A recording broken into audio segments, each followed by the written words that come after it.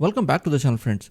मैं यूएई के अंदर 15 साल से रह रहा हूँ और यूट्यूब के ऊपर मैं कंटेंट ऑलमोस्ट 5 साल से बना रहा हूँ और इसके अंदर डिफरेंट किस्म के प्लेटफॉर्म्स, डिफरेंट किस्म की एसेट क्लासेस, डिफरेंट किस्म की इन्वेस्टमेंट्स को मैंने कवर किया है। जो मैं खुद करता हूँ वही मैं अपनी वीडियोस के अंदर बताता हूँ और उनका फॉलो भी कर रहा होता हूँ, जिसके अंदर मल्टीपल किस्म के प्लेटफॉर्म्स हैं, मल्टीपल किस्म की इन्वेस्टमेंट्स हैं, चाहे वो प्रॉपर्टी से रिलेटेड हो, चाहे वो स्टॉक से रिलेटेड हो।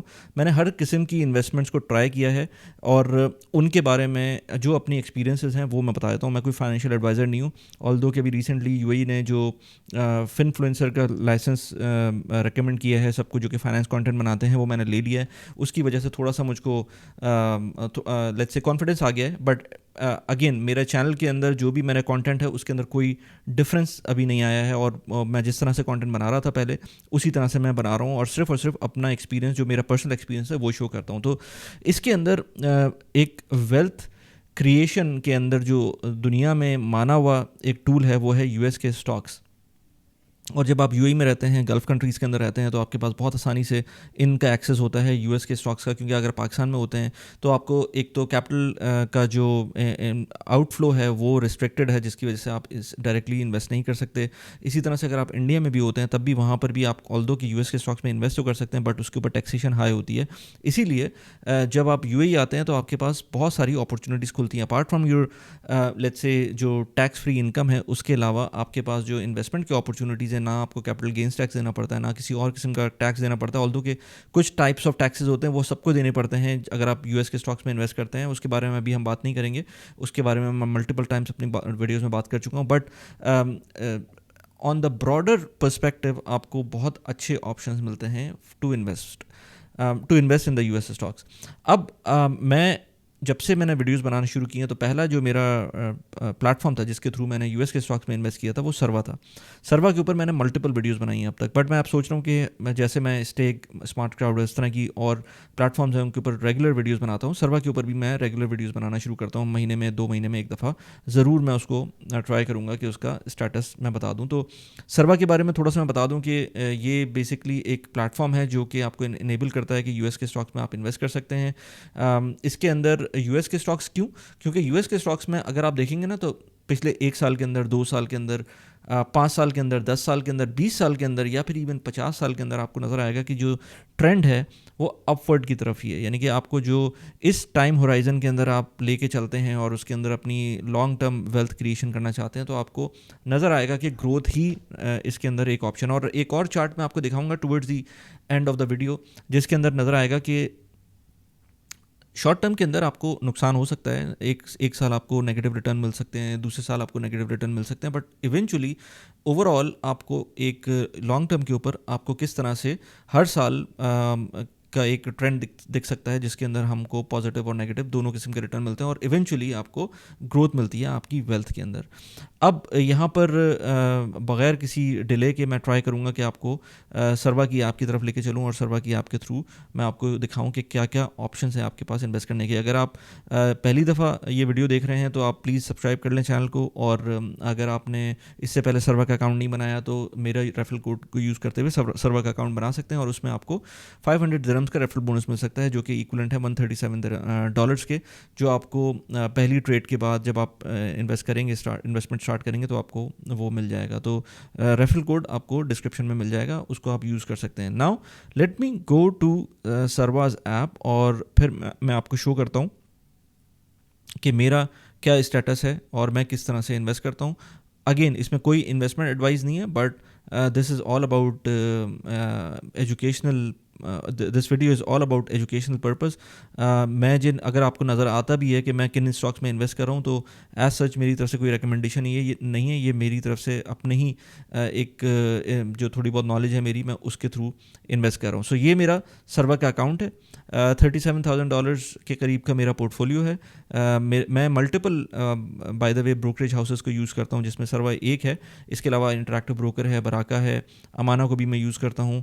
बाय द वे इन सब के भी रेफरल बोनस आपको मिल सकते हैं अगर आप मेरा रेफरल कोड यूज़ करेंगे, जो कि नीचे डिस्क्रिप्शन में दिया हुआ है। और रेफरल कोड बेसिकली होता क्या है, जब आप इस कोड को यूज़ करते हैं तो कंपनीज मार्केटिंग के लिए आपको ऑप्शन देती हैं कि आप ये रेफरल कोड अपने व्यूवर्स को दें या अपने फ्रेंड्स को दें और वो उसको यूज़ करते हुए एक तरह की ये साइलेंट मार्केटिंग होती है कंपनी की तरफ से। तो मुझे भी ऑफकोर्स ये रेफरल बोनस मिलता है और आपको भी रेफरल बोनस मिलेगा अगर आप मेरे लिंक को यूज़ करते हैं। Now getting back to the servers, let's say ये जो इनका पूरा एक एप्लीकेशन है और इसके अंदर आप क्या कर सकते हैं, क्या क्या क्या ऑप्शंस हैं। तो सर्वर के अंदर 3 बेसिक मॉड्यूल्स हैं, आई वुड से मॉड्यूल्स ही कहेंगे उसको। एक सर्वर इन्वेस्ट है, एक सर्वर सेव है और एक सर्वर ट्रेड है। सबसे पहले हम सर्वर सेव की बात करें। अच्छा, इसके अंदर मैंने कुछ अकाउंट्स को एक्स्ट्रा बनाया हुआ था टेस्टिंग पर्पज़ के लिए, उसके बारे में कभी और बात करेंगे। बट सर्वर सेव के ऊपर अगर हम जाएँ तो सर्वर सेव बेसिकली एक तरह का सेविंग अकाउंट है। अगर आप बैंक के अंदर सेविंग कर रहे हैं तो यहाँ पर भी आप सेविंग कर सकते हैं। बहुत कम आपको रेट्स मिलते हैं, समवेयर बिटवीन, अभी मेरे जो एस्टिमेटेड रिटर्न्स आ रहे हैं वो 4.4% का है। इसमें हलाल पोर्टफोलियो भी है शरिया कंप्लाइंट और इसमें रेगुलर पोर्टफोलियो भी है। जो भी आप चाहते हैं, जिसके थ्रू भी आप चाहते हैं वो रिटर्न आप ले सकते हैं।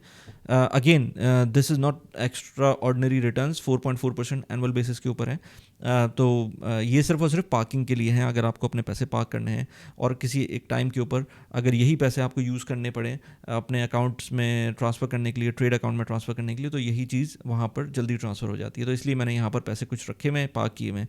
अच्छा, इसके बाद सर्वा इन्वेस्ट के ऊपर आते हैं। सर्वा इन्वेस्ट के अंदर बेसिकली जो लोग नए लोग हैं, जिन लोगों ने आज तक इन्वेस्टमेंट नहीं की, या पुराने लोग भी हैं जिनको इन्वेस्टमेंट्स का पता है, अगर वो हैंड्स ऑफ अप्रोच रखना चाहते हैं, उनके लिए सर्वा इन्वेस्ट बेहतरीन है। सर्वा इन्वेस्ट की एक फ़ीस होती है जो कि समवेयर बिटवीन 0.4% टू 0.85% के दरमियान की फ़ीस है, depending on your portfolio size, और मिनिमम इसकी $7 पर मंथ की फ़ीस है। ये जो 0.4 टू $0.85 है, ये एनुअल बेसिस के ऊपर फ़ीस है। इसी तरह से तो इसके अंदर बेसिकली आपको फ़ीस तो पे करनी पड़ेगी, but again as I said hands off approach होगी। इसके अंदर यहाँ पर आपको नज़र आएगी मेरी अकाउंट एक्टिविटीज़ के अंदर डिविडेंड्स नज़र आएंगे, डिफरेंट किस्म की जो भी एसेट क्लासेस में सर्वा ने इन्वेस्ट किया हुआ है उसके बेसिस के ऊपर मुझको मंथली या क्वार्टरली बेसिस के ऊपर जो डिविडेंड्स मिल रहे होते हैं वो यहाँ पर आपको नज़र आ रहे हैं। इसमें एक अच्छी बात यह है कि सर्वा इन्वेस्ट के थ्रू आप इन्वेस्ट करते हैं, तो अगर आप उसको स्टडी कर लेंगे 1-2 महीने तक, 3 महीने तक खुद इन्वेस्ट करके, तो आपको ये समझ में आ जाएगा कि सर्वा खुद कहाँ पर इन्वेस्ट कर रहा है। और उसके बाद अगर आप खुद से इन्वेस्ट करना चाहते हैं तो फिर उन चीज़ों में डायरेक्टली भी इन्वेस्ट कर सकते हैं।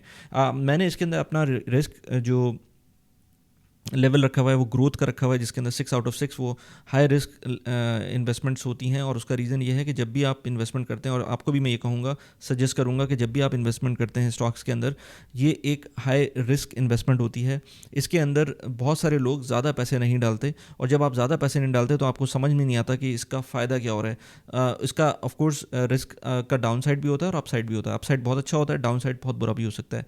सो इसलिए कम पैसे डालना है, जितने पैसे आप बर्दाश्त कर सकें फॉर द नेक्स्ट 10 ईयर्स उनको डालना है।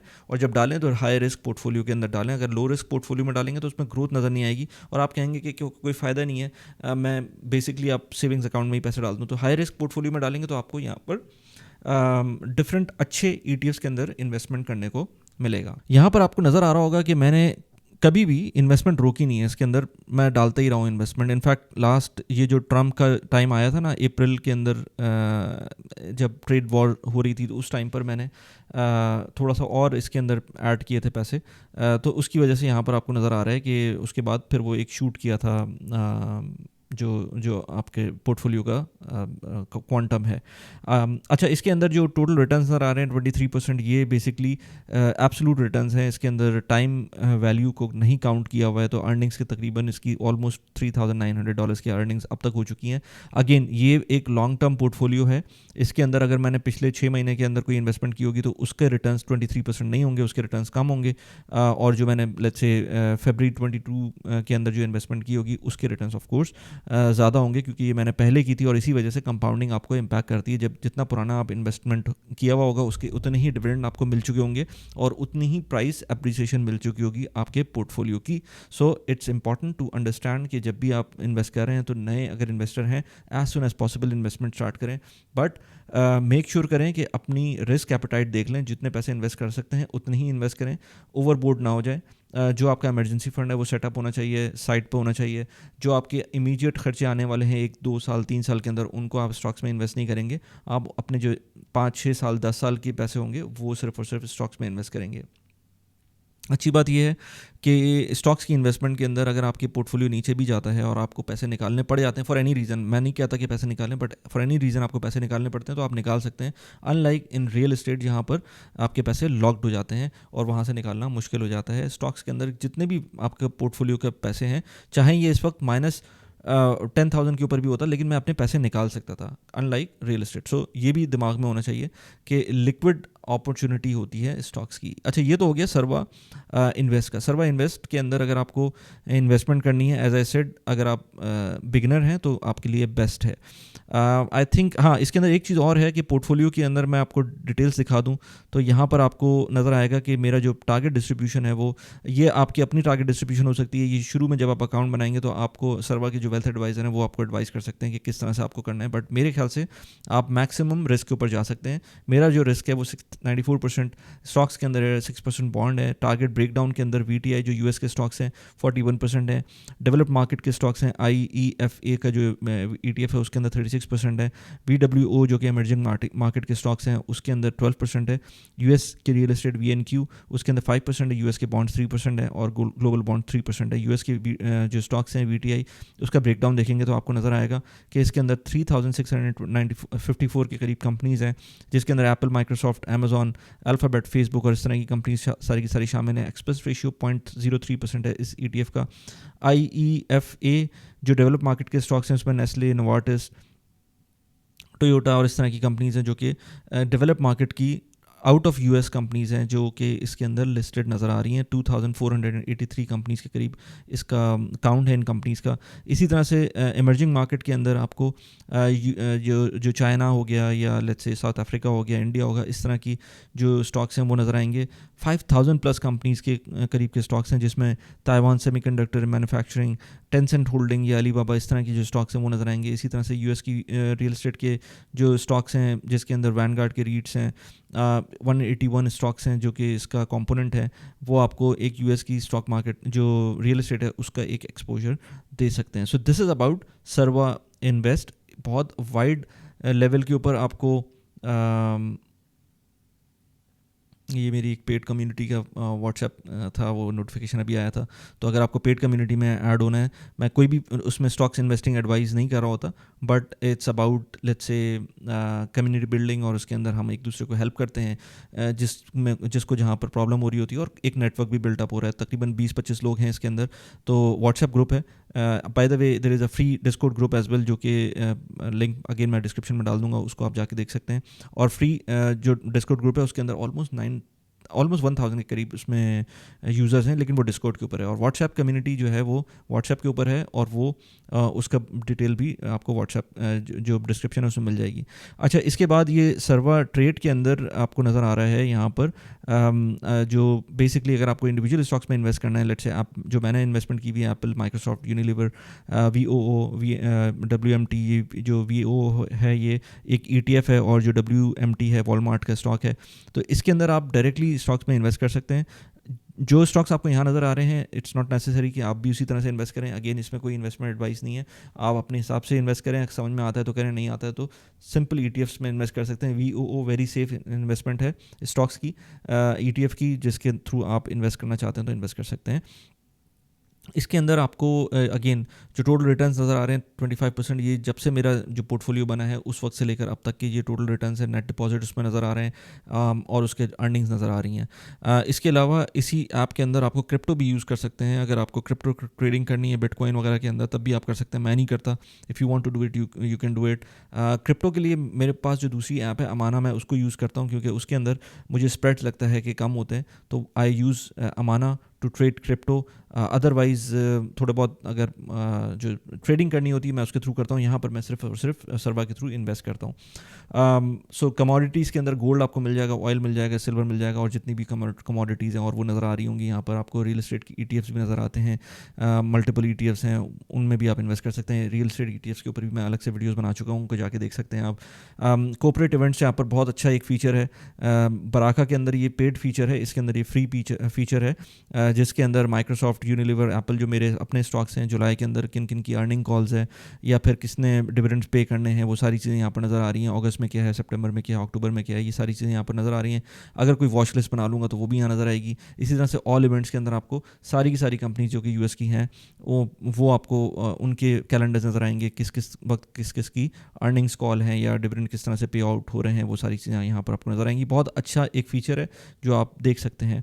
इसके अलावा मोस्ट पॉपुलर स्टॉक्स, अच्छा इसमें एक और इम्पॉर्टेंट चीज़ ये कि जो सर्वा के सीईओ हैं मार्क चौहान, मैं मार्क चौहान बोलता हूँ, आई डोंट नो चौहान उनका वो है प्रोनाउंसिएशन, मैंने कभी पूछा नहीं उनसे कि कैसे प्रोनाउंस करते हैं। एनीवेज मार्क हैं, तो वो बड़ी अच्छी इंसाइट्स देते हैं लिंक्डइन के ऊपर अपनी जर्नी के ऊपर जो कि सर्वा की है, और उसके अंदर मंथली अपडेट भी कर रहे होते हैं कि कितने लोगों ने कौन कौन से स्टॉक्स में इन्वेस्ट किया। तो वो सारी चीज़ें आपको ज़रूर मिल सकती हैं लिंक्डइन के ऊपर, उनको फॉलो करें, बड़ा अच्छा एक इंसाइट मिलती है, उससे आइडिया भी होता है कि लोग किस तरह से इन्वेस्टमेंट कर रहे हैं। सो यहाँ पर नज़र आ रहा है टेस्ला 6% डाउन हुआ है। आज 8 जुलाई हो गई है, 12 बज गए हैं, तो 8 जुलाई हो गई है, और इसमें क्योंकि वो फड्डा चल रहा है एलॉन मस्क का ट्रम्प के साथ, again it's crazy how these guys are fighting with each other. तो वहाँ पर उसकी स्टॉक्स में इम्पैक्ट आया हुआ है। एप्पल बेचारा नीचे गया हुआ है, उसके अपने मसले हैं।